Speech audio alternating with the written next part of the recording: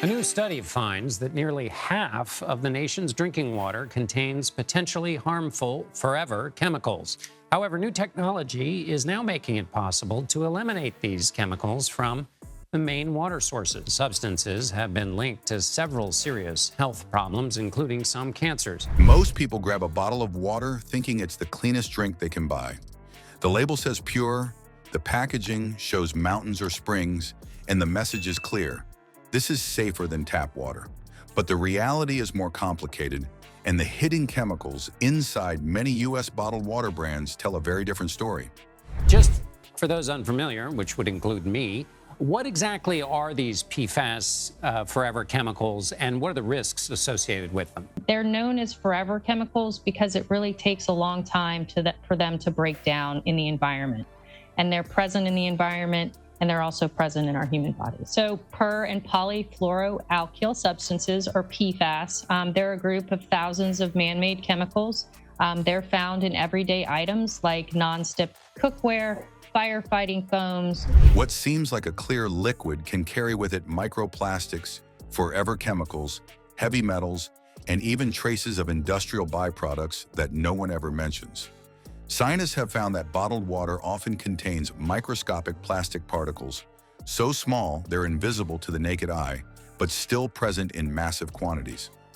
Some studies suggest there can be hundreds of thousands of nanoplastics in a single liter, and these particles can cross into human tissue, potentially triggering inflammation and other health risks. This study, I'm just reacting to that idea that we're all carrying them around. This study was years long. How big of a sample pool was examined? In about 6 months, we were able to get a network of volunteers from about 400 participants across the country to collect samples for us. If this is all in our water, how worried should we be? We've been doing this work since 2016. And back in 2021, we decided we needed a larger idea about PFAS exposure in our nation's tap water. They don't come from the water itself, but from the plastic bottles and caps, which shed fragments over time, especially when exposed to heat. Leaving a bottle in a hot car or outside on a sunny day accelerates the leaching process, raising the levels of antimony and other byproducts in the water. People think they're drinking something pure, when in reality they're swallowing fragments of the container itself. Another group of hidden threats is PFAS, the so-called forever chemicals used in non-stick and industrial coatings. These chemicals don't break down in the environment and have been linked to cancers, hormone disruption, and immune system damage. Testing in the U.S. has repeatedly shown traces of PFAS in bottled water brands, sometimes in levels that are alarming when you consider how often people drink them. It's a silent threat lurking where you'd least expect it, in our drinking water. Had you ever heard of PFAS or any of these chemicals? Never. Scientists are warning about a common and potentially dangerous chemical that can survive in the ground and in our water forever. The shocking part is that bottled water is often regulated more loosely than tap water, leaving room for these substances to slip through without consequence. Beyond plastics and PFAS, there are also disinfection byproducts. When water is treated with chlorine and comes into contact with organic matter, compounds like trihalomethanes can form. These have been tied to increased cancer risks. While public water systems are monitored for these chemicals, bottled water doesn't always undergo the same scrutiny. Add to that the fact that some bottled water is literally just tap water, run through a filter, repackaged, and sold for a massive markup, and the sense of safety begins to collapse. Even so-called mineral or spring waters aren't immune. In terms of limiting PFAS, what steps are being taken to limit what you were able to find now? And are all of these chemicals still in their original forms? But PFAS are still being manufactured in the U.S. And currently there are no federal regulations for PFAS, but states do have their own regulations. So a lot of that information you're going to have to get from folks like EPA, especially if we're talking about regulation.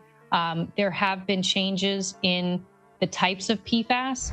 Tests have detected heavy metals such as arsenic or lead in bottles pulled from store shelves. These contaminants might come from the natural source itself or from aging infrastructure used in collection and bottling.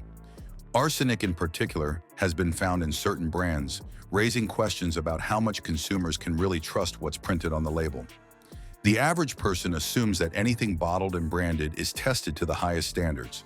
But the gaps in regulation mean that's not always the case. Adding to the mix are the chemicals manufacturers put into bottled water intentionally. Minerals like magnesium sulfate or potassium chloride are often added to improve taste, but sometimes they raise sodium content without the consumer realizing it. Then there are more bizarre finds. Independent testing has uncovered traces of pharmaceuticals, caffeine, and even fertilizer residues in bottled water.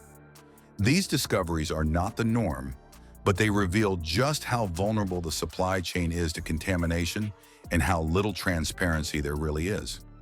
The situation is made worse by marketing. Pictures of pristine lakes and icy mountains on the label are designed to convince buyers that what they're drinking is untouched by human hands. In reality, much of the bottled water industry relies on industrial-scale bottling plants and massive distribution networks. Water may be pumped from municipal sources, filtered just enough to pass minimal standards, and then sold as a premium product. The illusion of purity persists because most people never think to question what's inside, and companies rarely volunteer the details. This isn't just about health, though. It's about trust. People buy bottled water because they believe it's safer than tap. For travelers, athletes, or families on the go, it feels like a guarantee. But when the guarantee hides microplastics, PFAS, disinfection byproducts, and heavy metals, that trust is betrayed. The shocking truth is that some bottled water can actually be riskier than the tap water it's meant to replace. And unlike municipal water systems, which are required to release testing results, bottled water companies can keep their data behind closed doors. The problem won't go away without change. Consumers can choose alternatives, like stainless steel or glass bottles, and refill them with filtered tap water. They can demand more transparency and stronger regulations. But the industry has little incentive to reveal the uncomfortable facts. And as long as bottled water keeps selling billions of units a year, the cycle will continue. Each sip will carry with it not just water, but fragments of plastic, traces of forever chemicals, and other hidden passengers no one signed up for.